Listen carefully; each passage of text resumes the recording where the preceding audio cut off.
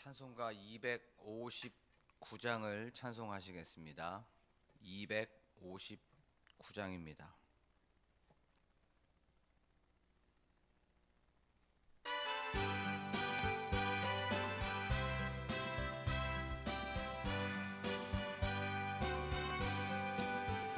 예수 십자가에 흘린 피로써 그대는 씻기어 있는가?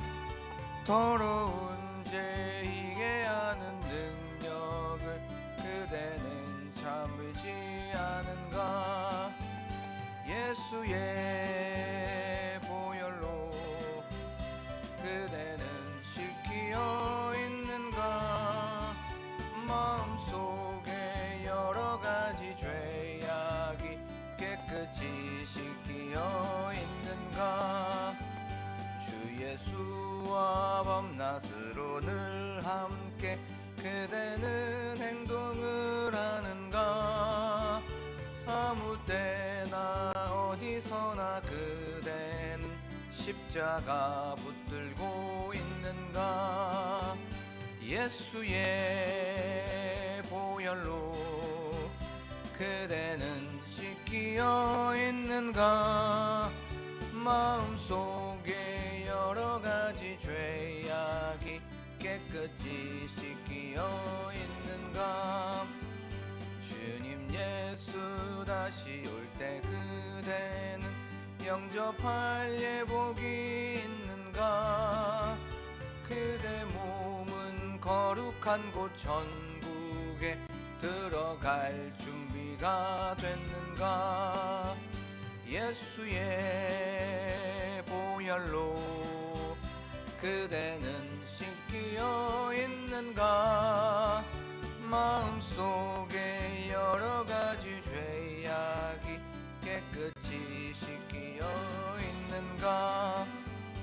모든 죄에 더러워진 예복을 주 앞에 지금 다 벗어서 샘물같이 솟아나는 보혈로 눈보다 더 희게 씻으라.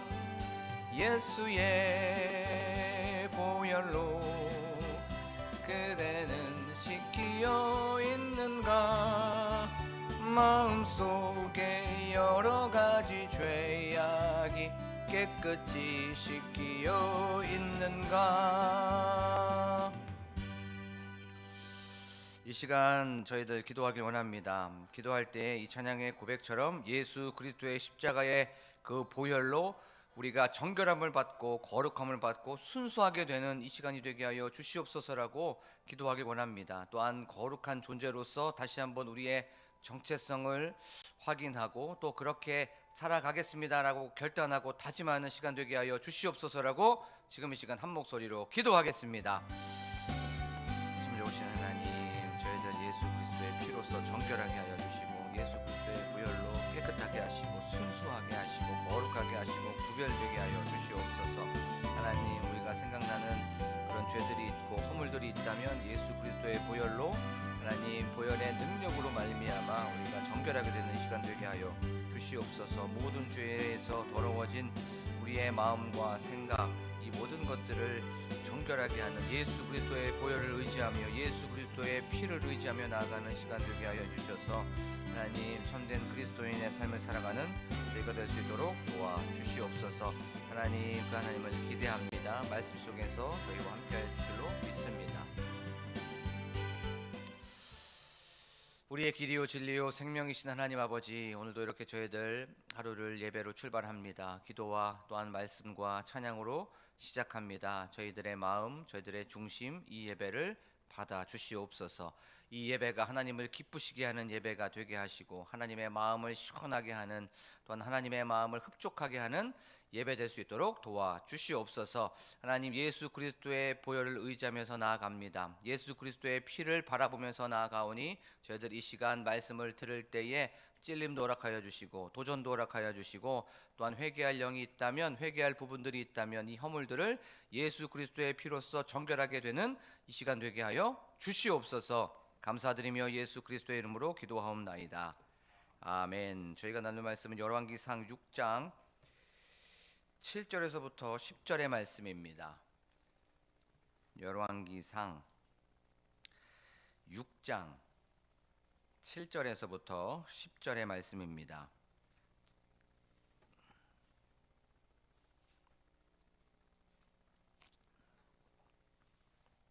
제가 봉독하겠습니다. 이 성전은 거룩할 때에 돌을 그 뜨는 곳에서 다듬고 가져다가 건축하였으므로 건축하는 동안에 성전 속에서는 방망이나 도끼나 모든 철 연장 소리가 들리지 아니하였으며 중층 골방의 문은 성전 오른쪽에 있는데 나사 모양 층계로 말미암아 하층에서 중층에 오르고 중층에서 셋째 층에 오르게 하였더라.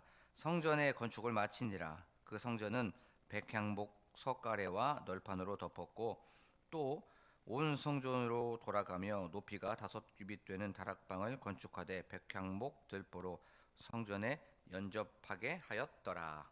아멘. 할렐루야. 오늘도 이 새벽을 말씀과 또 기도로 출발하는 여러분들에게 주님의 은혜와 또 평강이 가득하시기를 소망합니다. 말씀을 전하기에 앞서서 우리가 장례 광고를 하나 말씀드리겠습니다. 정선미 집사님, 육녀 16세 되시는 우리 정선미 집사님의 부군께서 12월 1일 주일에 그 새벽에 하나님의 부르심을 받았습니다. 오늘 우리 광복교회에서는 입관 예배를 드립니다.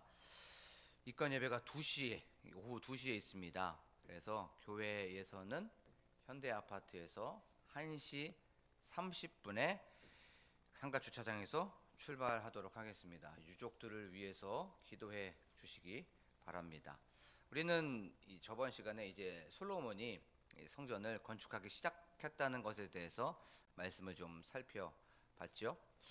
이스라엘 백성들이 이집트에서 나온 지 480년 만에 또 솔로몬이 왕이 된 지 4년 만에 솔로몬은 성전을 건축하기 시작했습니다. 솔로몬은 왕이 되고 나서 바로 성전을 건축하지 않았어요. 1년이 지나고 2년이 지나고 3년이 지나고 4년 만에 성전을 건축을 하게 되었습니다. 그 기간은 기다림의 기간이었죠. 그리고 이스라엘 백성들은 480년이나 그 이스라엘은 기다렸습니다. 모든 일을 할 때 우리는 기다려야 되는 시간이 있습니다. 하나님께서도 아직은 때가 아니야 라고 하면서 기다려라 기다려라 기다려라 라고 하면서 말씀하시고 있는 때가 있다는 거죠. 그 때가 되면 우리가 잘 아는 것처럼 때가 차게 되면 하나님께서는 이제 해도 된다라고 하면서 그렇게 말씀하여 주시고 우리에게 응답하여 주십니다. 그러면 이 기다리는 시간이 너무나도 힘들죠. 너무나도 좀 고됩니다. 이때 어떻게 기다립니까? 이 시간은 준비되는 시간입니다. 또 준비하는 시간이라는 것을 기억하면서 나아가길 원합니다 라고 하면서 우리가 말씀을 좀 살펴봤습니다. 준비되는 시간, 준비하는 시간, 내가 맡은 일이 다 있고 내가 맡은 미션들이 다 있습니다. 나에게 맡겨진 그 사명, 거기에서 묵묵히 열심히 하루하루 오늘을 살아가고 오늘을 견디다 보면 하나님께서 주시는 그 시간이 있다는 거죠. 우리가 기다림 힘들지만 이 기다림은 준비되고 준비하는 시간이라는 것을 기억하면서 때가 분명히 있습니다. 때가 될 때가 있고 때가 찰 때가 있으니까 그것을 바라보면서 나아가기를 원합니다. 자, 오늘은 성전이라고 하는 그런 큰 주제를 가지고 우리가 잠깐 말씀을 좀 살펴보도록 하겠습니다. 7절 말씀에 보면 이 성전은 건축할 때에 돌을 뜨는 곳에서 다듬고 가져다가 건축하였으므로 라고 성경은 말씀하고 있습니다. 이 성전이 건축된 장소를 우리가 저번에 한번 말씀을 통해서 나눠봤죠. 그 장소는 아브라함이 아들 독자 이삭을 하나님께 드리는 바로 모리아산, 거기에서 바로 성전이 건축이 되었습니다. 아브라함이 이삭을 드렸던 그 장소는 희생의 자리였습니다. 또 헌신의 자리였어요. 그리고 또 순종의 자리였습니다. 그리고 그곳은 아브라함과 여호와 하나님이 만나는 만남의 자리였고 바로 하나님께서 임재하는 그 임재의 자리가 바로 요 모리아산 성전이 건축된 곳이었습니다. 한마디로 요 성전이 건축된 자리는 희생의 자리, 순종의 자리, 헌신의 자리, 만남의 자리, 임재의 자리였던 거예요. 바로 그것을 성경은 우리에게 말씀해 주고 있습니다. 그리고 또 말씀을 묵상을 하고 또 준비를 하고 또 주석도 이렇게 보고 설교집도 보고 또 이렇게 자료를 찾다 보니까 요 성전이 건축된 자리가 참 재밌었습니다. 사무엘하 24장에 보면 참 재미있는 이야기가 하나 나옵니다. 그것이 어떤 이야기냐면 다윗이 인구 조사를 했던 이야기가 나옵니다. 그 다윗은 이스라엘의 인구가 얼마나 많은지, 얼마나 많이 부흥하게 되었는지 남유다와 이스라엘 백성들의 인구를 요압 장군을 통하여서 조사하라고 얘기하고 있습니다. 그때 그 의미가 무엇입니까? 자기 자신이 드러나고 싶었던 거예요. 그리고 교만해져 있었던 그런 상태였습니다. 그때 하나님께서 진노를 내리십니다. 그래서 3일 동안 전염병을 일으키시죠. 그리고 나서 몇 명이 죽습니까? 7만 명이 죽게 됩니다. 그때 다윗은 하나님의 진노를 누그러뜨리기 위하여서 번제단을 쌓게 됩니다. 그리고 거기에서 기도를 하게 돼요. 그랬을 때 그때 기도를 하게 되었을 때 하나님의 재앙, 하나님의 진노가 그쳤더라라고 하면서 사무엘하 24장이 끝나지게 돼요. 그러면 여기 위에서 성전이 건축이 됐던 거예요. 그러면 이 성전은 어떤 의미가 있습니까? 회개의 자리라는 거예요. 또 이 성전 바로 하나님의 긍휼을, 하나님의 인자함을, 하나님의 자비하심을 구하는 그 자리가 바로 이 성전의 자리라는 겁니다. 그리고 또 여기에서 다윗은 하나님께 기도를 드렸습니다. 기도를 드리고 바로 여기에서 하나님께서는 그것을 통하여서 응답하여 주셨어요. 그리고 또 이 성전은 이 기도를 통해서 회개를 하면서 하나님과의 화해, 하나님과의 화합, 하나님과의 관계가 회복되는 그 자리가 바로 이 성전의 자리였던 거예요. 한마디로 이 자리는 기도의 자리, 회개의 자리, 아니면 용서의 자리, 인자와 자비의 자리, 화합과 화해와 모든 회복의 자리가 바로 이 성전이었던 겁니다. 그런데 참 재미있죠. 이 성전 바벨론에 의해서 그 성전이 파괴되어집니다. 그리고 나서 바벨론에 있었던 경건한 무리들이 이제 스룹바벨이 와서 사람들과 함께 스룹바벨 성전을 이제 짓게 되었어요. 하지만 AD 70년경에 이 성전 또한 싹 다 무너져 버리게 됩니다. 우리가 여기서 한번 생각해 보기를 원합니다. 요한복음 2장 19절에 보면 이렇게 말씀하고 있어요. 사람들에게 예수님께서 무엇이라고 말씀하시냐면 이 성전을 헐라 내가 3일 만에 다시 세우리라 라고 분명히 성경은 말씀하고 있습니다. 이 성경의 말씀이 어떤 의미입니까? 십자가에서 죽으시고 죽으신 지 3일 만에 부활하심으로 말미암아 예수 그리스도께서 참 성전이 되신다는 것을 말씀해 주고 있는 거예요. 이제 고린도전서 3장에 보면 예수 그리스도를 우리가 모시고 너희는 성령의 전인 것을 알지 못하느냐라고 하면서 우리가 이제 성전인 줄로 믿습니다. 우리가 이것을 통하여서 주는 메시지가 있습니다. 물론 이 교회가 성전은 아니에요. 하지만 이 교회에 성전의 기능이 있습니다. 그것이 무엇이었냐면 바로 여기에 나와서 예배를 드리면서 주님을 만나는 거예요. 여기에서 주님의 임재를 경험하는 것입니다. 여기에서 아브라함과 이삭에게 찾아오셨던 그 하나님을 만나는 겁니다. 또 아브라함이 하나님께 순종을 결단하고 또 거기에서 희생을 결단하고 또 거기에서 헌신을 다짐했던 것처럼 우리가 예배를 드리면서 순종을 다짐합니다. 하나님의 말씀대로 살아가겠습니다. 어렵고 힘들고 어쩌면 불가능한 이런 상황 속에서도 예 주님 그렇게 하겠습니다 라고 하면서 순종을 결단하는 자리가 요 자리라는 거예요. 그리고 나서 주님 희생하겠습니다. 저를 내려놓겠습니다. 저를 하나님께 드립니다 라고 하면서 희생하고 헌신을 다시 한번 결단하는 자리가 바로 이 자리라는 거예요. 그리고 또 이 자리는 다윗이 하나님께 하나님 잘못했습니다. 용서하여 주시옵소서 라고 하면서 회개하고 기도했었던 그것처럼 이 자리는 회개의 자리고 기도의 자리인 줄로 믿습니다.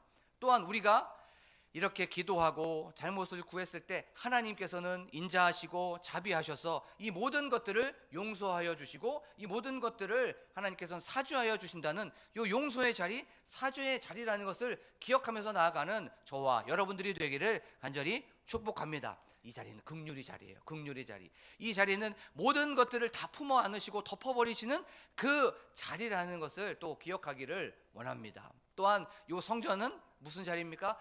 화해의, 화합의, 회복의 자리라는 거예요. 여기에서 우리가 예배를 드리면서 이 모든 것들을 경험하고 이 힘으로 살아가고 이 능력으로 하루를 출발하고 하루를 열어가는 여러분들이 되고 제가 되기를 원합니다.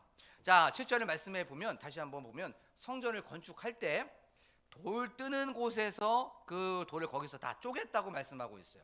그 돌 뜨는 곳, 채석장이라고 우리가 생각할 수 있죠. 그 채석장에서 돌을 쪼개고 거기서 다 그 설계도에 맞춰서 그것을 조각조각 내어서 거기에서 모든 것들이 다 끝이 나게 된 겁니다. 그것을 이제 건축을 하면서 성전으로 갖고 온 겁니다. 갖고 와서 그냥 끼기만 했어요. 거기에서 맞추기만 했던 겁니다. 그래서 성전 속에서는 철소리, 방망이 소리, 무슨 뭐 도끼 소리가 들리지 않았던 거죠.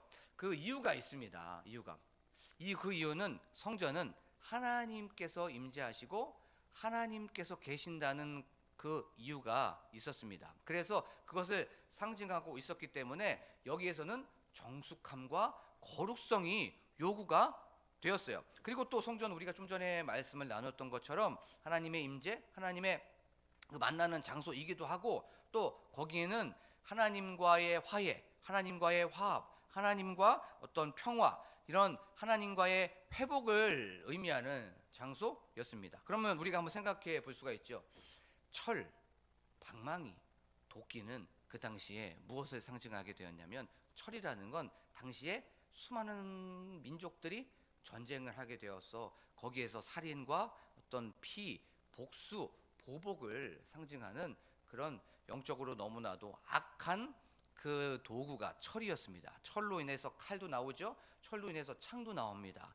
또 그것을 통하여서 사람들은 아픔을 겪게 됩니다. 또 방망이나 도끼는 세상적이고 인간적인 것을 상징하게 되는 거예요. 그러면 하나님이 임재하는 그 장소, 화합과 화해와 평화와 회복이 이루는 그 장소에서는 세속적이고 세상적이고 인간적인 살인, 어떤 거기서 피와 보복의 그런 것들을 상징하는 이 모든 것들의 소리가 들리지 않게 하기 위해서 거기에서는 이런 소리가 들리지 않게 되었기 때문이라는 것을 기억하면서 나아가기를 원합니다.